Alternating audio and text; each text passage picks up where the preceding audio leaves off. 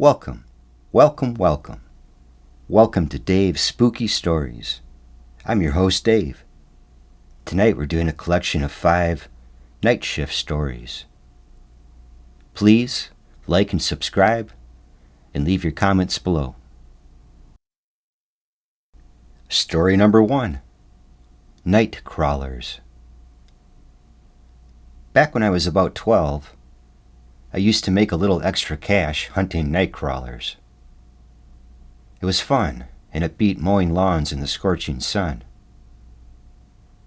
I'd wait till after a good rain, grab my flashlight, and head out to the field behind my house. The worms would be everywhere, glistening in the damp earth. Easy pickings if you were quick enough to snatch them before they wriggled back into their holes. The old man who bought them from me was different. His name was Mr. Dunham, and he ran this weird little bait and supply shop on the edge of town. He didn't sell fishing gear, though. Just rows of jars, each filled with preserved specimens, frogs, insects, other creatures, their lifeless forms floating in the murky liquid. He told me he repackaged the worms I caught for biology classes. Schools and labs, mostly. The pay was decent, so I didn't ask too many questions, even if his yellow, cat-like eyes gave me the creeps. One night in July, the air was thick and muggy after a storm. Perfect nightcrawler conditions. I threw on my boots, grabbed my flashlight and bucket, and headed into the field. The crickets and tree frogs were loud as ever, their chirping almost deafening. I had just knelt down to grab my first worm when I heard it, the low, haunting cawl of an owl. "Hoo, hoo," it echoed, clear as day. I froze, shining my light towards the treetops, but saw nothing. Great horned owls weren't uncommon around here, but something about that sound sent a shiver down my spine. I shook it off and kept hunting, the bucket filling slowly as the minutes passed. I'd almost forgotten about the owl when I heard it again, closer this time. My flashlight wobbled as I swung it toward the sound. Still nothing. Just branches swaying in the faint breeze. And then I saw it. Or at least I thought I did. There, perched on the lowest branch of a scraggly pine, was a massive, dark shape. Its silhouette was sharp against the pale moonlight, and its eyes, oh man, its eyes. They glowed a sickly, yellowish white, cutting through the shadows like headlights. My breath caught in my throat. It was bigger than any owl I'd seen, its wings folded tightly against its body. The longer I stared, the less sure I was that it was an owl at all. Its head tilted slightly, almost like it was watching me, studying me. "Whoo!" it called again, the sound echoing in my chest like a heartbeat. I backed up a step, tripping over a root and spilling some of my nightcrawlers on the ground. The thing shifted on its perch, its talons scratching against the bark. And that was all I needed to see. I bolted, leaving the worms and my flashlight behind. When I made it back home, I locked the door and sat in the kitchen with the lights on, trying to convince myself it was just an owl, nothing more. But the image of those eyes stayed with me, burned into my brain. The next morning I went back to the field to retrieve my bucket and flashlight. The bucket was empty, tipped over on its side, and my flashlight? Smashed like someone or something had stomped on it. I didn't tell Mr. Dunham about what I saw, but I stopped hunting nightcrawlers after that. A few weeks later I heard his shop had closed down. The building just sat there, abandoned, its windows boarded up. Sometimes, when I ride my bike past it, I swear I catch a flicker of movement inside, like something or someone is still there. I still don't know what I saw that night. A great horned owl? Maybe. But every so often, I dream about those glowing eyes. And when I wake up, I can still hear its call. Whoo! Whoo! Whoo! Story number 2. Room 12. It was just another quiet night at the Sunset Pines Motel. Most nights on the night shift blurred together. Checking in road-weary travelers, listening to the hum of vending machines, and staring down the endless quiet of the lobby. But tonight was different. Nobody had checked in. Not one guest. The vacancy sign outside flickered weakly, casting jittery shadows across the empty parking lot. The silence felt heavy, wrapping around me like a cold fog. Around midnight, as I sat behind the front desk, I thought I heard a tapping sound. It came from the window beside me.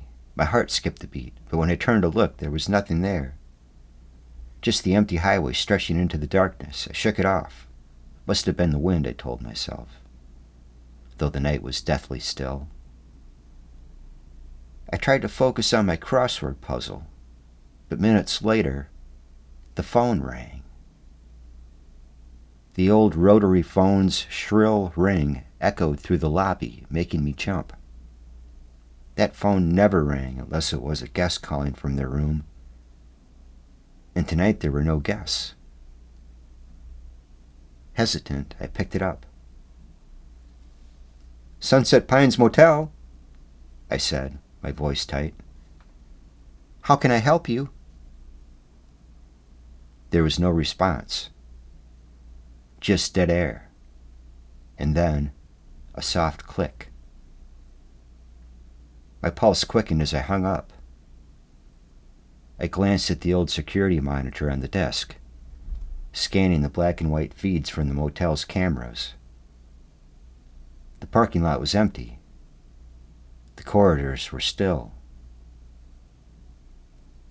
Then the screen flickered, just for a moment, but I thought I saw something, or someone, moving outside room 12. That didn't make sense. Room 12 was locked. I swallowed hard, convincing myself it was just a glitch in the ancient system, but my gut told me otherwise. Grabbing the flashlight from under the desk, I forced myself to head into the hallway. The fluorescent lights buzzed faintly overhead, but everything else was silent. Too silent. When I reached room 12, my stomach dropped. The door was ajar. I froze. I was sure I had locked all the rooms earlier. Slowly, I pushed the door open. The room was pristine, the bed neatly made, the TV off, the air unnervingly still. But then I saw it. Scrawled across the mirror in what looked like smudged red letters was a single word. Leave. I stumbled back, my flashlight shaking in my grip.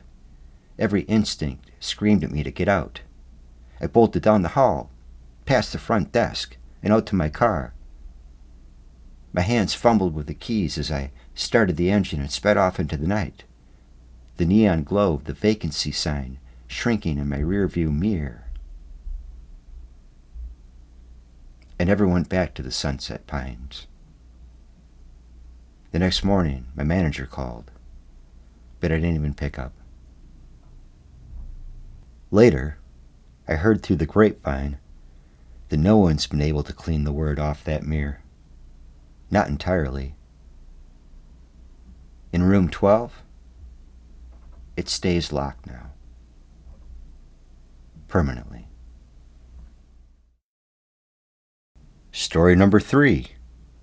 Henry. The mill had stood for almost a century.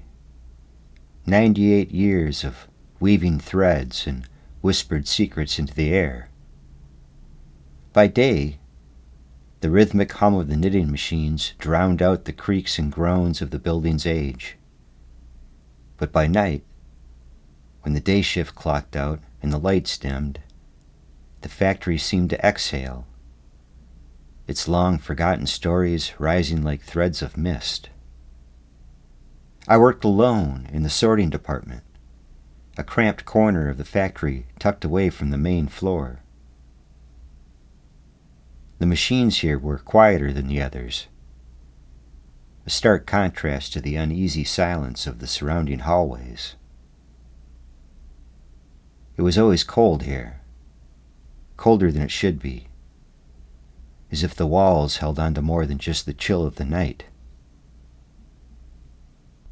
It started with movements, shadows flickering at the edges of my vision, faint enough to doubt but persistent enough to unsettle. At first, I blamed it on exhaustion, the product of too many late shifts. But then, I began to hear footsteps, measured, deliberate. They echoed faintly down the empty corridor outside my department. Whenever I mustered the courage to look, there was nothing. Just the dim, flickering fluorescent lights and the oppressive stillness. We at the factory called him Henry, though none of us could say why.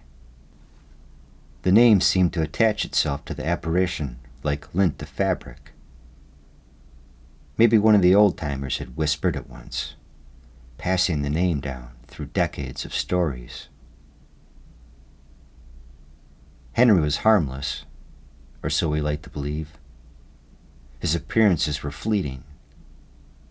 A faint figure walking past a doorway, a shadow leaning over the knitting machines before vanishing into the gloom. On my loneliest nights, I'd head to the stitching area where Karen and Bill worked. They manned the older machines, ones that clanged and banged like ghosts themselves. Karen, always cheerful, would joke about Henry, claiming she'd once caught him staring at her through the break room window. Bill, stoic and skeptical, shrugged it off, though even he admitted there was something uncanny about the factory after dark. "I saw him again tonight," I said one night, sipping coffee from a chipped mug. Karen raised an eyebrow. "What's he up to now? Keeping you company?" Bill smirked but didn't say anything. "Just walking," I replied, staring into my cup. "In the hallway outside my department. He doesn't do much, just walks, I don't know. It's just starting to get to me." Karen leaned in, her voice dropping to a conspiratorial whisper. "You know the story, right? About the worker who disappeared back in the 50s? Supposedly he was weaving some rare fabric and just vanished. Poof. Left his tools and everything. Maybe Henry's looking for him." Bill groaned. "Not this again. You're going to scare him off the shift. Henry's just a trick of the light, nothing more." But Karen wasn't wrong. The factory's past was a patchwork of mysteries. Lost records, strange accidents, and the occasional disappearance. It made you wonder what memories the old building held on to, and what, or who, might still be lingering. That night, as I headed back to my lonely post, I couldn't shake the feeling of being watched. The hallway outside my apartment stretched long and dark, the faint hum of the machines barely reaching my ears. As I stepped into the room, I froze. There, at the far end of the corridor, a shadow moved, a tall figure in a long coat, walking slowly, purposefully. He didn't turn, didn't hesitate, just faded into the dim light until he was gone. Story number 4, The Lincoln. I've been working at this vegetarian restaurant, Sahib's, for a while now. It's a cozy place. Lots of regulars who love their masalas and dosas. Pretty quiet most of the time. Except for, the weirdness. It all started with Matt. He was our sous chef, and honestly, he was great at his job. Really knew his way around a tandoor oven. It could make any vegetable taste like magic. But Matt had this heaviness about him. He didn't talk much about his personal life, but you could tell he was carrying something.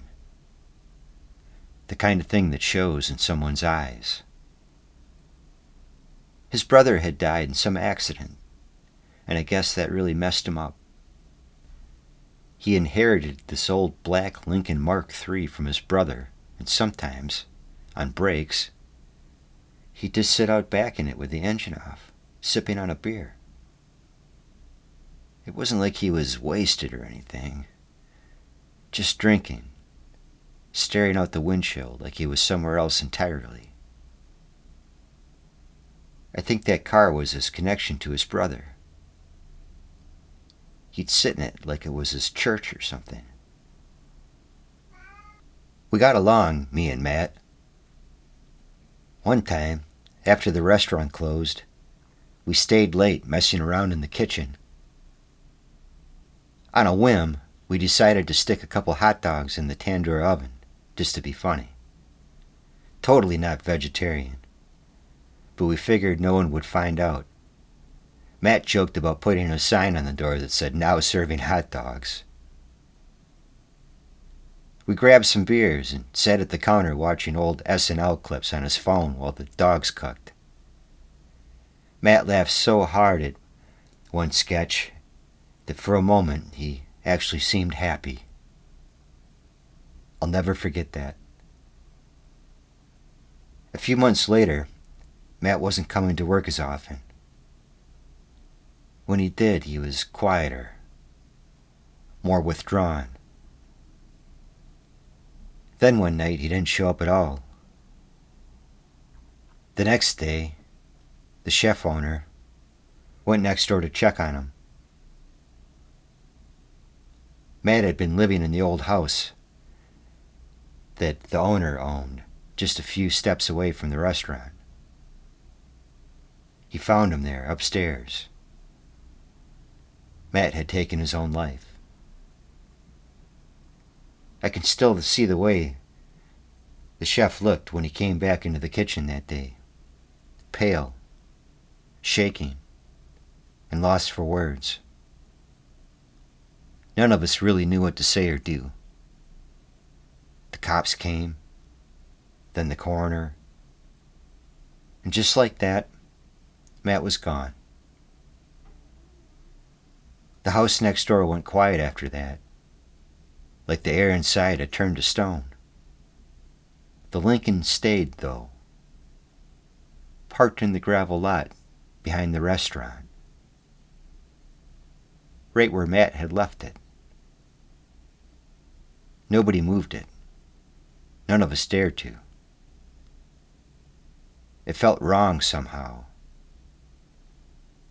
Like the car belonged to Matt, even now. It just sat there, gathering dust and leaves, like a ghost. Lingering. A few weeks after he died, I had a late shift. It was close to midnight, and everyone else had gone home. I was out back, taking the trash to the dumpster. It was cold. The kind of night where you can see your breath in the air. The lot was quiet, except for the crunch of my boots on the gravel.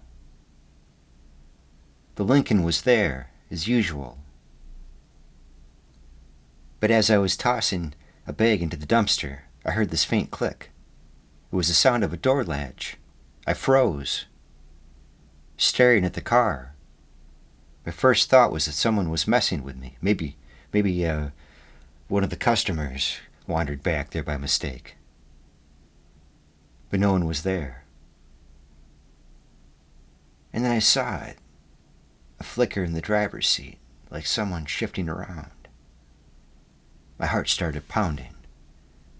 I told myself it was my imagination, just shadows or reflections playing tricks on me. But the longer I stared, the more certain I was. Someone or something was sitting in that car.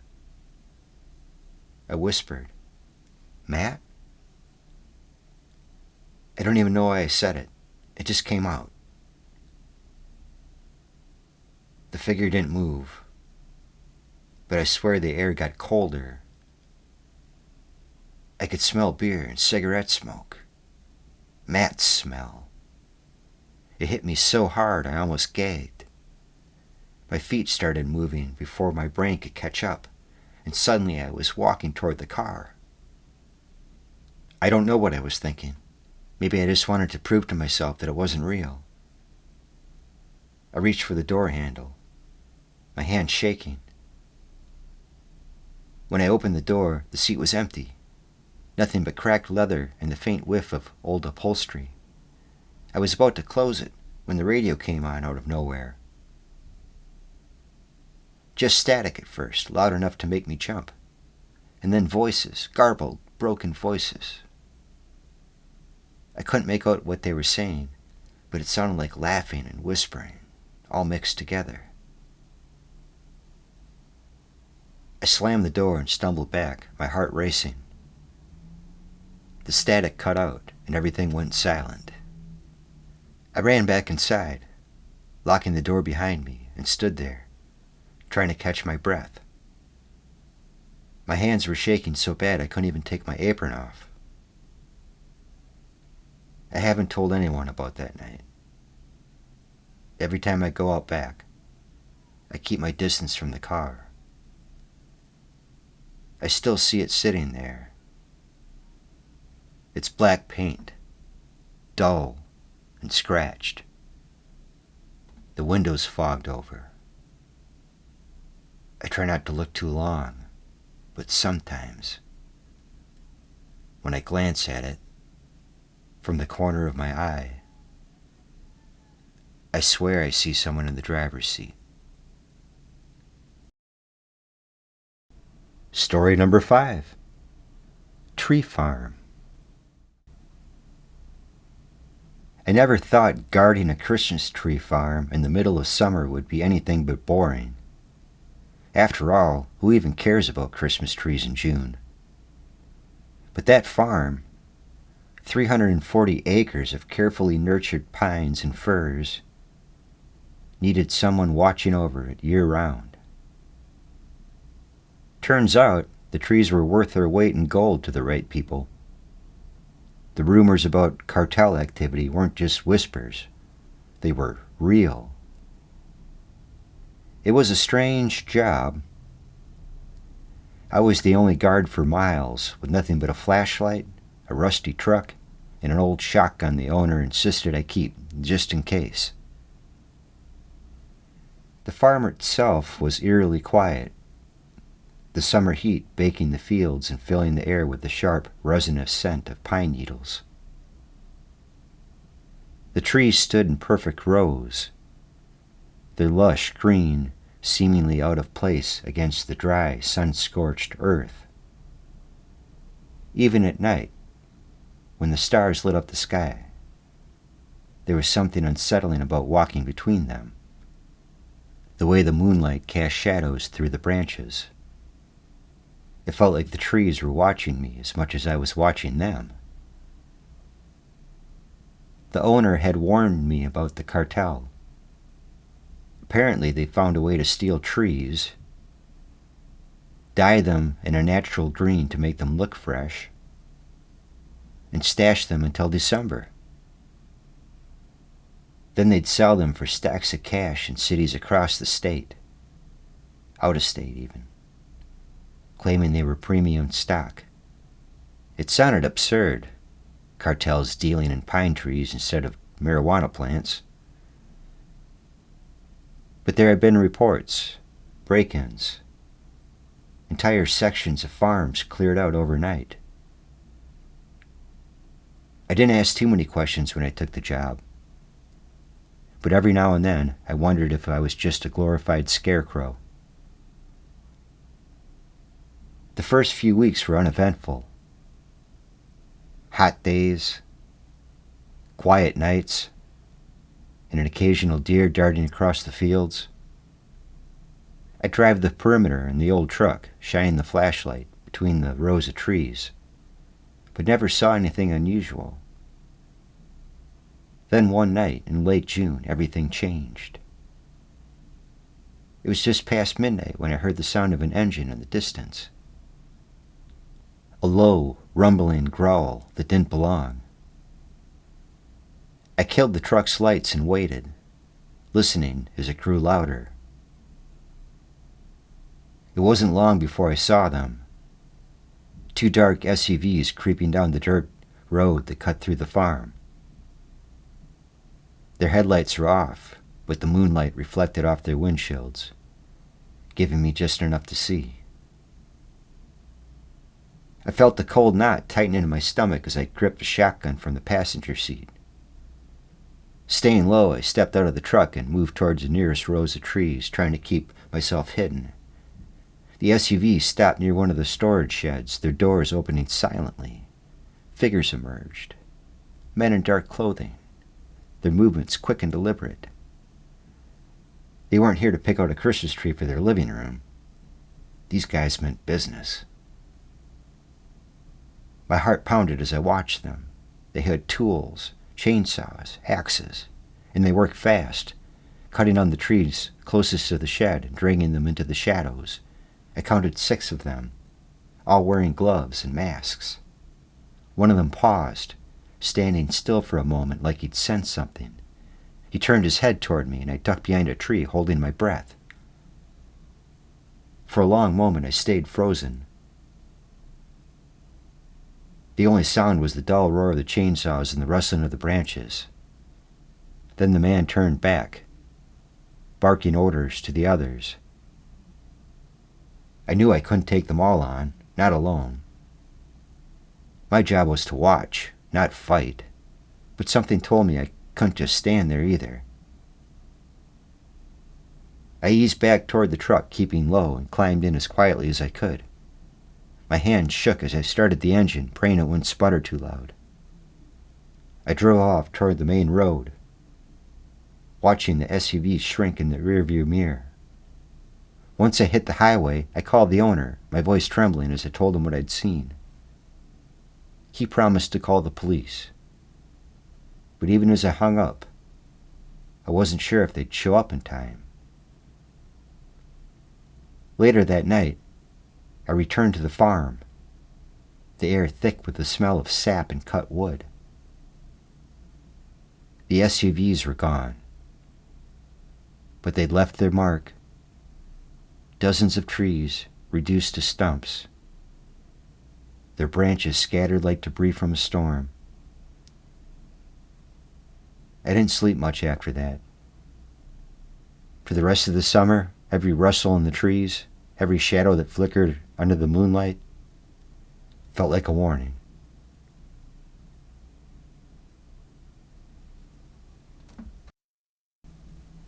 Well, that wraps up tonight's collection of spooky stories. Hope you enjoyed, and have a good night.